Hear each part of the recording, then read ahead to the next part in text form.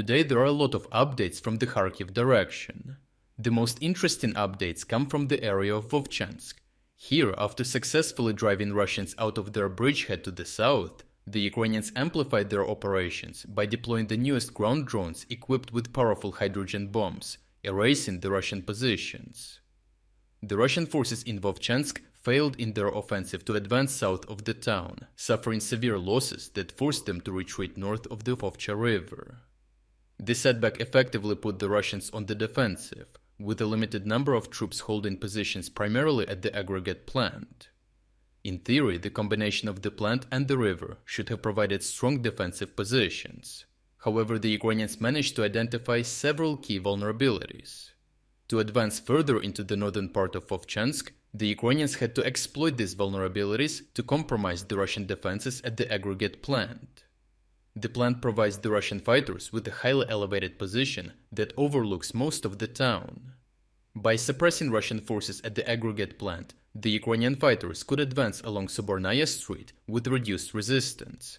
This suppression would enable them to link up with troops advancing from Kharkiv and Shevchenko streets, effectively cutting off the Russian stronghold at the Aggregate Plant once again. Suppressing the Russian positions at the plant was a challenging task for the Ukrainian fighters. Previous guided bomb strikes on the plant by the Ukrainian Air Force were no longer possible due to a shortage of foreign military aid. Regular aerial drones also had limited effectiveness due to their small explosive charges.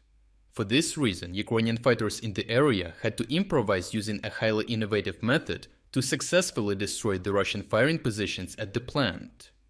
They salvaged parts from wrecked civilian electric cars, primarily from abroad, to create drones and bombs. Batteries and alternators from electric vehicles like Teslas were repurposed as power sources for drones, helping to sustain the Ukrainian drone force. This resourceful approach enabled them to overcome the limitations imposed by the shortage of foreign military aid and maintain pressure on the Russian positions. Given the circumstances of the Battle of Vovchansk and the disruption of operations by Russian electronic warfare systems, the Ukrainians had to adopt a different approach. They decided to use spare parts from wrecked electric vehicles to create an innovative bomb. This bomb was built using a fully loaded hydrogen canister from a wrecked Toyota Mirai car and weighed over 200 kilograms.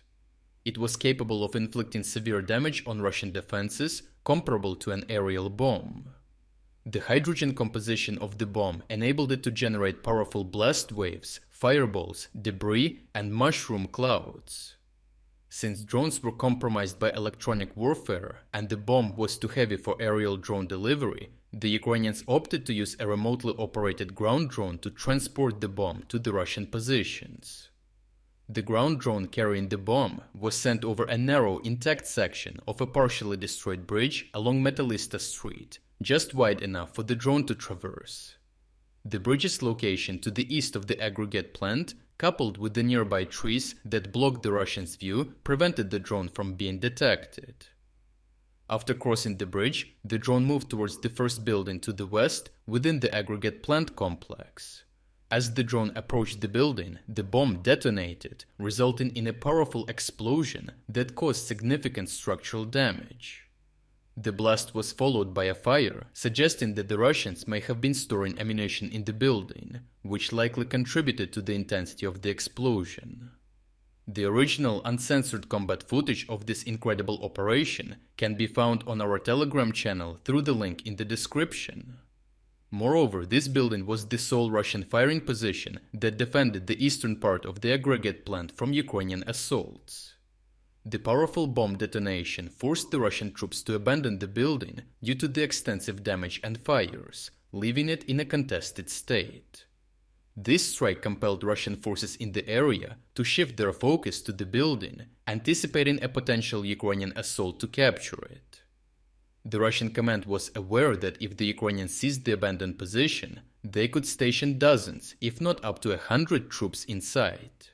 This would enable the Ukrainians to use the building as a staging ground for further assaults on the Aggregate Plant, a crucial position that the Russians were determined to protect at all costs. While the Russian forces were distracted at the Aggregate Plant, the redeployment of troops left a gap along Sobornaya Street. Ukrainian fighters swiftly exploited this vulnerability, seizing control of undefended sections of the street. This oversight further strained the Russian logistical situation as they lost control of a key supply route to their main force. Although Russian troops could still move through houses connecting small sections of Shevchenkova and Kharkiv streets under their control, this situation could lead to the further collapse of their positions, potentially resulting in their eventual expulsion from Vovchansk. Overall, the Ukrainians managed to make a gap in Russian defenses by decimating their positions with powerful bomb detonation that managed to set in motion a broader operation to retake the town. In recognition of the recent achievements by Ukrainian fighters in the area, President Zelensky and members of the Ukrainian High Command visited Vovchansk.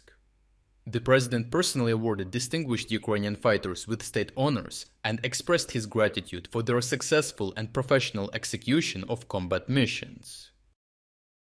If you're against the invasion of Ukraine and you want to support the work that I am doing, consider making a purchase in the online store UA Supporter. Here you can find a lot of products with Ukrainian symbols to not only show your support for this channel, but also for Ukraine.